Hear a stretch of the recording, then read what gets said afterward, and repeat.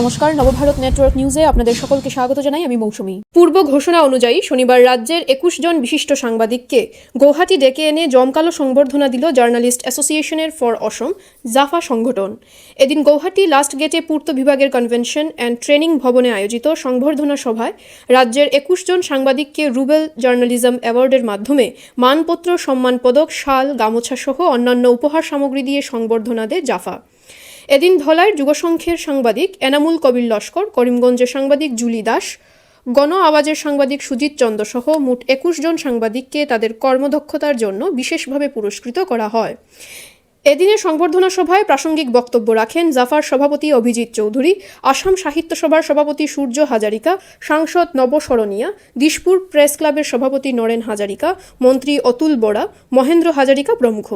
এদিন সঙ্গীতশিল্পী মীনাক্ষী ডেকার পরিবেশিত বরগীতের মাধ্যমে অনুষ্ঠানের শুভারম্ভ হয়। শিলচর থেকে আব্দুল মতলিব লস্করের প্রতিবেদন। এভাবেই নিত্য নতুন খবর পেতে অবশ্যই নবভারত নেটওয়ার্ক নিউজ চ্যানেলটিকে আপনারা লাইক, শেয়ার, সাবস্ক্রাইব ও ফলো করে দেবেন। ধন্যবাদ। Achievers Award 2023-24 সকলোকে স্বাগতম জনালো। মঞ্চত উপস্থিত সকলোকে মোৰ নমস্কাৰ। আৰু আজি এই অনুষ্ঠানত ইয়াতে উপস্থিত আপোনালোক সকলোকে পুনৰ এবাৰ স্বাগতম জনালো আৰু নমস্কাৰ জনালো। জাফা এচিভাৰ্ছ এৱাৰ্ড আপোনালোকৰ কাৰণে পৰিচিত টাইটেল।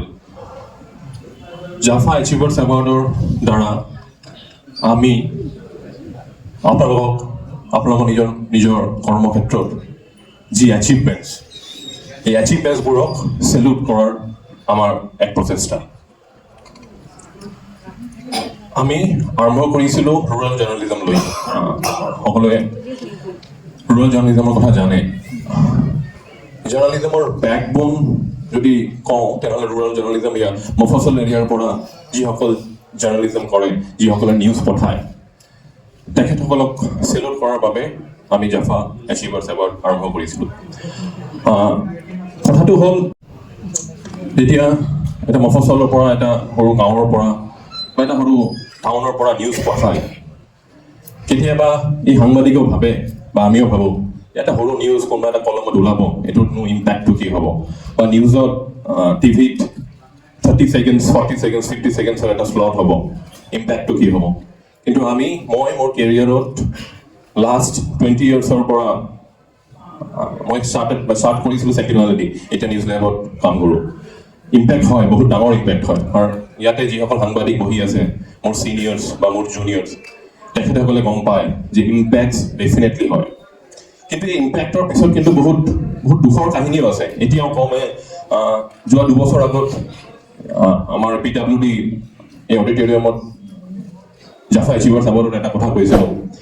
এতিয়াও যেতিয়া আমাৰ মফচল গাঁৱৰ সাংবাদিকসকলে যেতিয়া ৰাতিপুৱা নিউজ কৰিবলৈ ওলাই যায়, তেখেতসকলে কিন্তু এতিয়াও ভাবিব লাগে যে আমাৰ বাইকৰ যিটো তেলৰ টেংকি, সেইটো তেল আছে নে নাই, যিটো ফুৱেল মিটাৰটো আছে, এই ফুৱেল মিটাৰ কোনফালে দেখুৱাই আছে, এমটি না ফুল।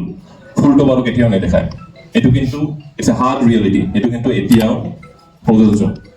আমি যেতিয়া নিউজ চেনেলৰ পৰ্দাত নিউজ ৰিডাৰবোৰক আমি চাওঁ ইমান ধুনীয়া লাগি আছে, ইমান ধুনীয়াকৈ নিউজবোৰ ৰিড কৰি আছে, ইমান ধুনীয়া মেকআপ, ইমান ধুনীয়া চকু, ইমান ধুনীয়া প্ৰনাউন্সিয়েশ্যন। কিন্তু তাৰ পিছতো কিন্তু বহুত পেইনছ আছে। এই পেইনছবোৰ যেনেকৈ চাৰ্কাছত আপোনালোকে চাব, ইয়াৰ কোনোবা এনেকৈ শ্ব'ত ক্লাউনবিলাকক, জোকাৰ্ছবিলাকক মেকআপ কৰাই দিয়ে, পিছফালে যে কিমান পেইন আছে, পাৰ্চনেল পেইনছ, এইবিলাক কিন্তু আমি কেতিয়াও বহিঃপ্ৰকাশ কৰিব নোৱাৰোঁ। এইটো টিভি স্ক্ৰীণত বা ফেচবুকত বা আপোনালোকে স্মাৰ্টফোনত কেতিয়াও নাচায়, আপোনালোকে, আমিও নাচাওঁ। বাট বহুত হাৰ্ডশ্বিপৰ পিছত কিন্তু এটা ৰিফাইণ্ড নিউজ আপোনালোকৰ টিভি স্ক্ৰীণত বা নিউজ পেপাৰত পঢ়িবলৈ পায়। চ' আমাৰ Jafa achievers award is a salute to all these brave hearts. আৰু লগতে যিসকলে সমাজৰ কাৰণে নিজৰ ফিল্ডত, এইটো মেডিকেল ফিল্ড হ'ব পাৰে, এণ্টাৰপ্ৰেনাৰশ্বিপ হ'ব পাৰে, পলিটিক্স হ'ব পাৰে, যিসকলে কাম কৰি গৈ আছে, তেখেতসকলক শ্ৰদ্ধা জনাই, তেখেতসকলক চেলুট কৰাৰ কাৰণে আমাৰ এই জাফা এচিভাৰ্ছ এৱাৰ্ড। মই আৰম্ভণিতে এটা কথা কৈছিলোঁ যে সৰু কণ্ট্ৰিবিউশ্যন, কোনো কণ্ট্ৰিবিউশ্যন সৰু নহয়। যোৱা বছৰ ডিচেম্বৰ মাহত দি হিন্দুৰ